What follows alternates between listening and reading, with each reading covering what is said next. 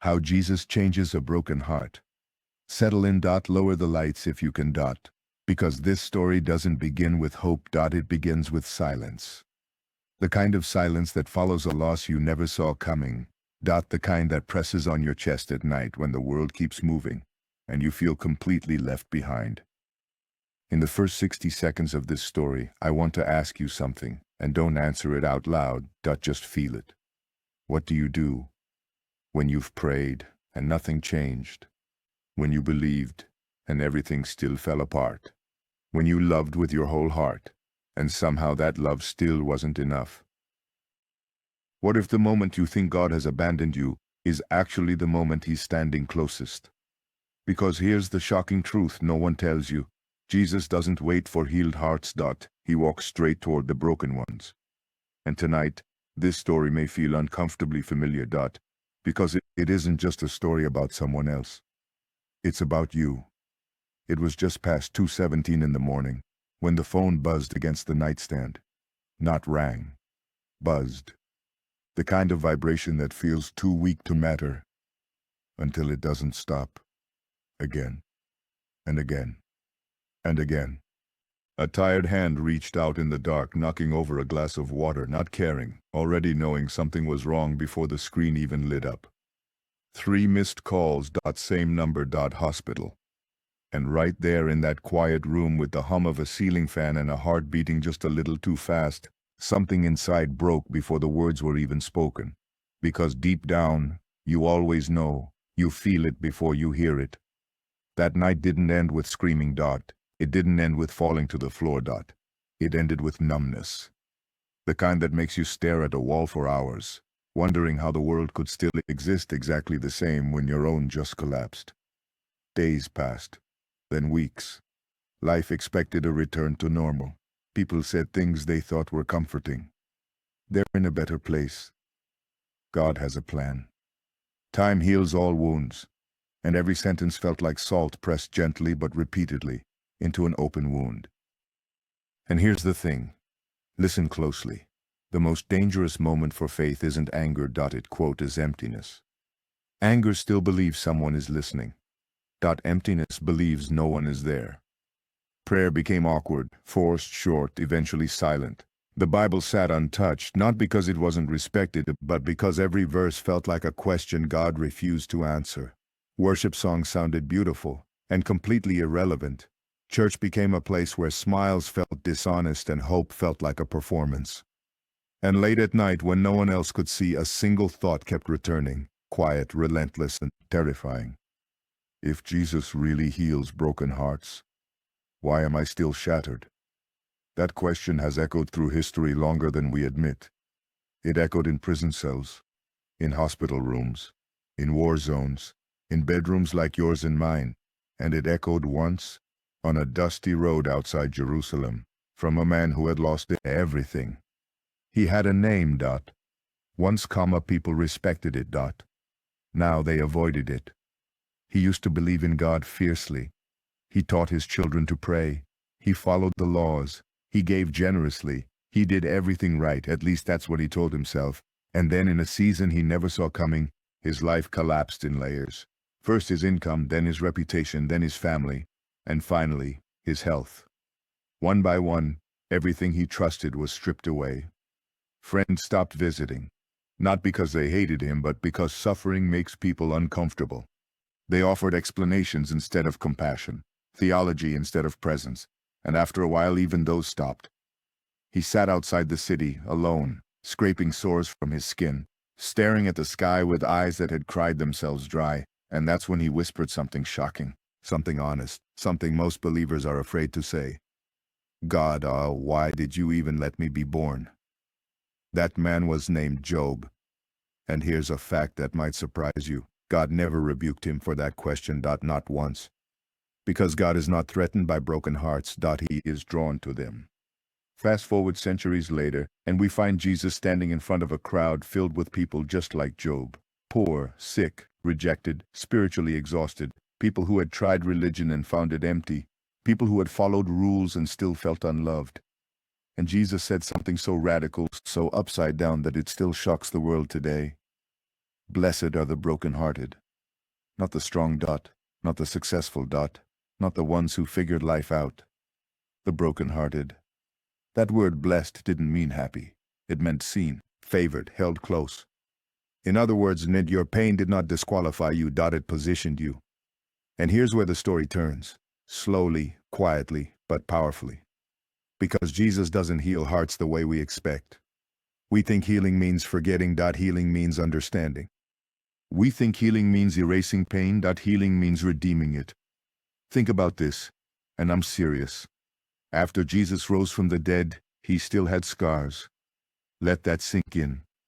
The Son of God, resurrected and victorious, and yet the wounds remain visible. Why? Because scars don't mean defeat. They mean survival. And sometimes the proof of God's presence in your life isn't the absence of pain. It's the fact that you're still standing. There came a night, not dramatic, not spiritual, not special, when exhaustion finally won. When tears came without warning. When words spilled out that hadn't been planned. No fancy prayer, no rehearsed faith. Just honesty. I can't do this anymore. And in that moment, no thunder, no angels, no voice from heaven. Something shifted, not outside, inside. A strange warmth. A quiet sense of being understood. Not fixed, not solved, just understood. Here's the shocking part. That moment wasn't weakness. It was surrender. Because Jesus never asked you to carry your pain alone. He asked you to bring it to him. Come to me, he said, all who are weary and burdened, and I will give you rest. Not answers. Rest. And rest doesn't come from explanations. It comes from presence. That night marked the beginning of change, not a miracle, but a process. Grief didn't vanish. Memories still hurt. Questions still existed. But they were no longer empty. They were held. And slowly, almost imperceptibly, something new began to grow in the cracks of a broken heart. Compassion. For others who hurt. For people who struggle silently. For wounds that don't show on the surface. And suddenly the pain that once felt meaningless began to carry purpose. Because Jesus doesn't waste suffering. He transforms it. And here's the truth most people don't realize until much later. The deepest intimacy with God is often born in the seasons of loss. Not because God causes pain, but because pain strips away everything false, until only truth remains. And truth sounds like this. You are not forgotten. You are not abandoned. You are not beyond healing. You are being reshaped. And the story isn't over. Not even close. Because the greatest revelation comes at the end, when you finally realize the very thing you thought destroyed your faith was the thing that led you deeper into the heart of Jesus than comfort ever could. And listen, what happens next will change how you see your pain forever. The next morning didn't feel holy. No sunlight breaking through clouds. No sudden joy. Just the same ceiling. The same ache. The same quiet house. And yet, something was different. It's hard to explain unless you've been there. The pain was still present, but it no longer felt like an enemy. It felt acknowledged. Like it had finally been seen and named instead of ignored and buried. Like someone had sat beside it and said, I know. Listen, here's the thing most people never tell you. Jesus rarely changes your life all at once. He changes the direction first. The heart doesn't heal in a moment. It learns to breathe again. Days turned into weeks, weeks into months. The world still moved fast, careless, loud, but inside something quiet and steady began to form. Not happiness, not excitement, something stronger. Peace. Not the kind that comes when everything makes sense, but the kind that stays even when nothing does. And that's when the memories started returning, not as weapons, but as whispers, faces, voices. Moments that once hurt too deeply to revisit now came back gently, like pages in a book no longer soaked in tears. And for the first time, gratitude crept in alongside grief. That's when it happened. A realization so subtle it almost went unnoticed.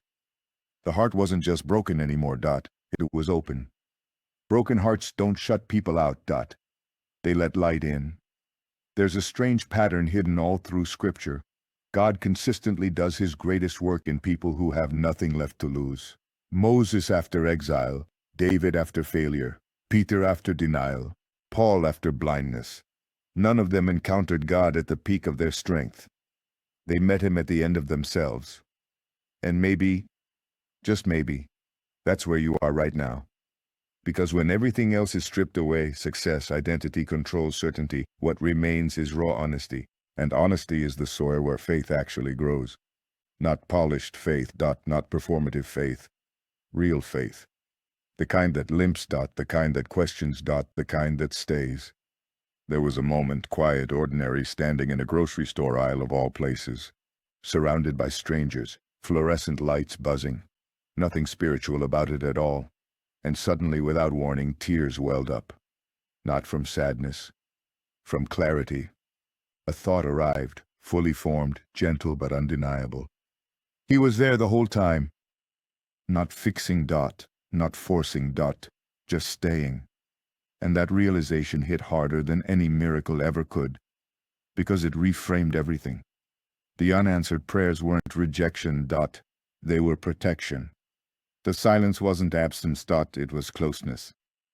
Here's a fact that shocks many believers. Psychologists, neurologists, and trauma researchers have discovered something fascinating in recent years. Severe emotional pain literally rewires the brain. It creates new neural pathways, and when healing occurs, the brain doesn't return to its old shape. It becomes something new. More empathetic, more aware, more grounded. Science accidentally caught up to a spiritual truth Jesus taught centuries ago. He who loses his life will find it. Loss doesn't end you, it remakes you. And that's when service began. Not from obligation but overflow, listening to others, sitting with pain instead of trying to fix it, saying fewer words, offering more presence, becoming the person you once desperately needed. And in doing so, encountering Jesus again, not in grand moments, but in small acts of love. Because here's something that will absolutely stop you in your tracks if you really think about it. Jesus said, whatever you do for the least, the broken, the hurting, you do for him. Which means every time you sit with someone in their grief, you are sitting with Jesus. Every time you listen without judgment, you are listening with Jesus. Every time you love when it's inconvenient, you are loving as Jesus. And slowly, unmistakably, the broken heart didn't disappear. It transformed into a heart that could feel deeply, without being destroyed by it. Into a heart that knew sorrow, and still chose hope. And that's the moment the final truth revealed itself, unexpected, unsettling, and powerful. Jesus didn't come to erase your pain, he came to inhabit it.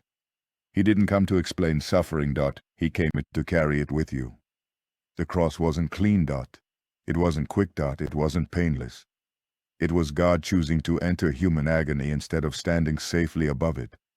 So when you hurt, you are never alone. And if you're still listening right now, I need you to hear this. Clearly, slowly, honestly. Your broken heart is not a failure of faith, it is evidence of love. And love, even when it breaks you, is still worth it. Because the same Jesus who wept at a grave now stands at the door of your heart. Not demanding, not forcing, just knocking. And the most shocking part of this story, the part no one sees coming, is that healing doesn't begin when the pain ends. Healing begins when you realize he never left. So if your heart feels shattered tonight, if faith feels fragile, if hope feels distant, listen. You are exactly where Jesus meets people, at the breaking point. And from there, everything changes. Medical historians agree that Jesus experienced one of the most physically painful deaths ever recorded. Crucifixion caused extreme trauma to the chest muscles, making every breath an act of agony. Victims didn't die from blood loss alone. They died because they couldn't breathe anymore. And yet, even while struggling for breath, Jesus spoke words of forgiveness. That means every sentence he spoke on the cross cost him pain. Love for him was never cheap. And here's the part that stops you cold. The Bible records that Jesus cried out, my God, why have you forsaken me?" That wasn't a lack of faith, That was a quotation from Psalm 22, a psalm that begins in despair and ends in victory. In other words, even in his deepest suffering, Jesus was still clinging to Scripture. Still trusting the ending, even when the middle was unbearable. Now think about this. The shortest verse in the entire Bible is just 2 words. Jesus wept. Not when he was beaten. Not when he was betrayed. But when he stood beside a grieving family. Which tells us something shocking. God is not impressed by strength. He is moved by sorrow. Here's another truth that quietly changes everything. In ancient Jewish culture, a rabbi would only choose disciples who were the best of the best, the smartest, the strongest, the most disciplined. But Jesus did the opposite. He chose fishermen, tax collectors, failures, men who had already been rejected by other rabbis. Meaning this: Jesus didn't pick people who had it all together. He picked people who knew they didn't. And that's still how he works. When Jesus was sentenced to crucifixion, Roman soldiers didn't rush the process. They were trained to prolong suffering. Archaeologists and medical experts agree that before the nails were ever driven in, victims were already in shock. Flesh torn, blood lost, muscles trembling, the body screaming to shut down. And yet, Jesus stayed conscious. Not because the pain was less, but because the mission was greater. Every breath he took was borrowed pain. Every word he spoke was intentional. Which means when he looked down and said, "Father, forgive them," he wasn't speaking from comfort. He was speaking from a level of agony most humans never experience. Now pause here, because this matters more than we realize. Jesus didn't forgive after the suffering. He forgave inside it. That means forgiveness isn't something you wait to feel better to do. It quotes something that meets you while you're still bleeding. And that reframes everything about broken hearts. Now listen closely, because this next truth is unsettling. The cry Jesus screamed on the cross, my God, why have you forsaken me?" has been misunderstood for centuries. Many assume it was despair. It wasn't. It was intentional. In Jewish culture, people didn't quote entire psalms. They quoted the first line to reference the whole thing. Psalm 22 begins in abandonment, but ends in triumph, restoration, and hope for future generations. Which means this: Jesus wasn't losing faith. He was anchoring himself in it.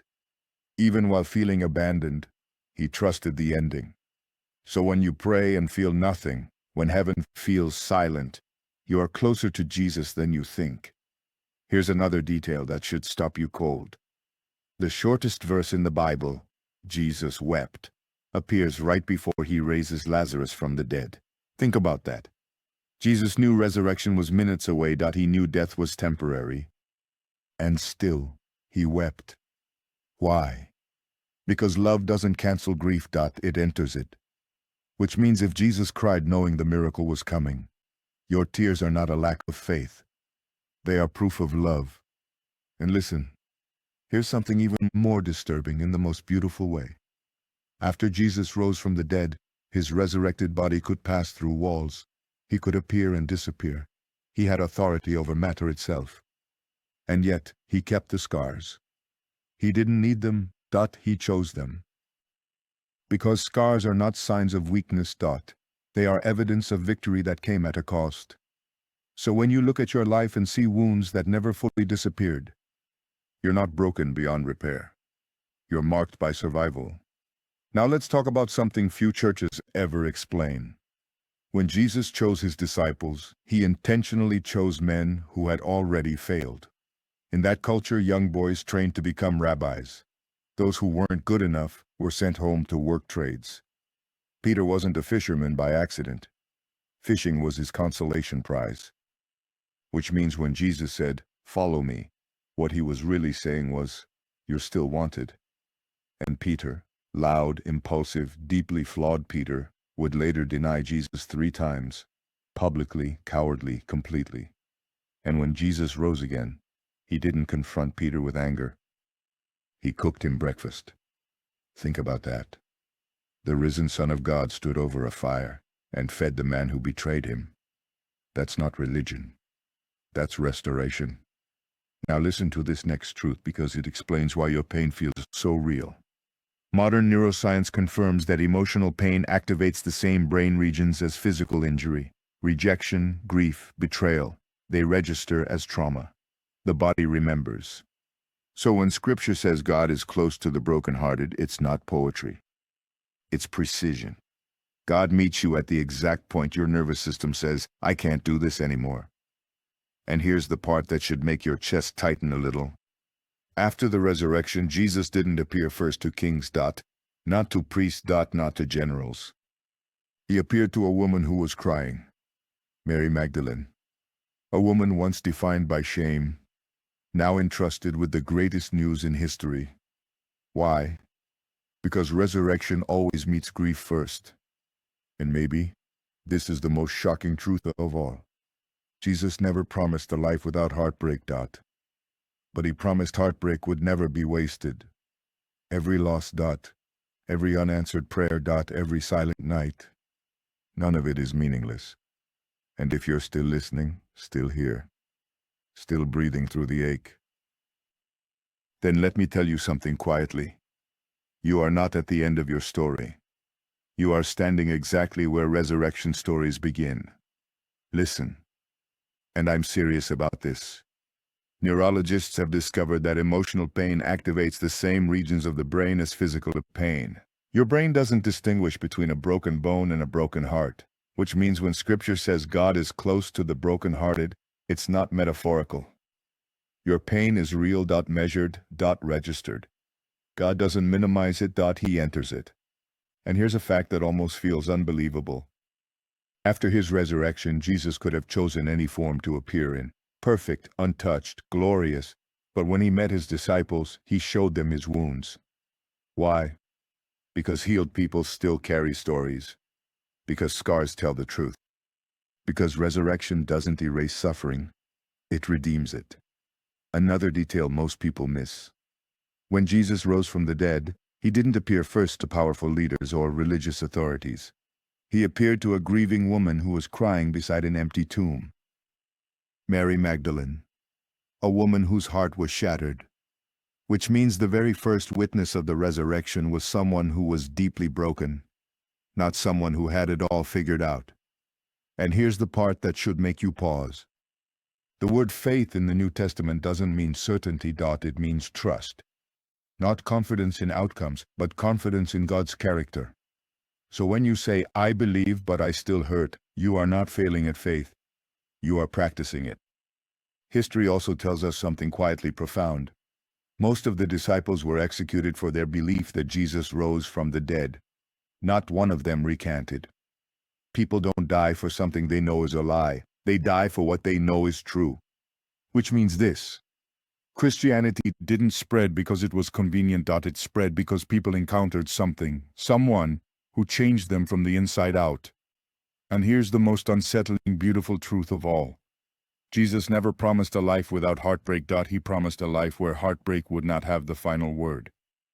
So if your heart feels fractured, if your faith feels thin, if you're still standing even though you don't know how, that doesn't mean Jesus failed you. It means you are standing in the exact place where resurrection stories begin. And maybe, just maybe, the most interesting fact of all is that the very pain you wish away is the place where Jesus is closest to you right now. Now, before this story ends, let me speak directly to you. Not as a narrator, not as a voice, but as someone who understands why you stayed until now. If this story touched something inside you, if it felt like it was written for your heart, then don't let it end here. Share this message with someone who's hurting silently. Like this video so it can reach hearts that need it. And subscribe to Parables of Hope, because your support allows us to keep creating stories that remind the world that brokenness is not the end. Go back and watch our previous videos. Let these stories walk with you. Let them remind you that God still speaks, even in silence. And listen, we need you. Every subscribe. Every comment. Every share. It tells us these stories matter. That hope still has a place in this world. May your heart find rest. May your pain find purpose. And may you walk forward knowing this truth. Jesus doesn't change broken hearts by ignoring the cracks. He fills them with himself. And that is how love wins.